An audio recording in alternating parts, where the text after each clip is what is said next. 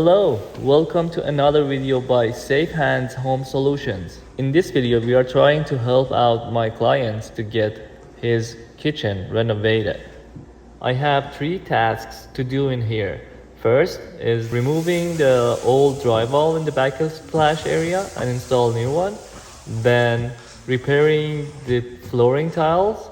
And for the third task, they removed the old cabinets and they found out the floor is not flush. So I want to fill that gaps with the wood, with the plywood, and make it flush flooring and make it ready for installing new cabinets.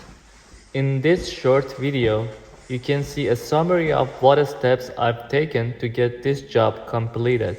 And at the end, take a look at the review that my client left for me. And I'm so proud to have such a review.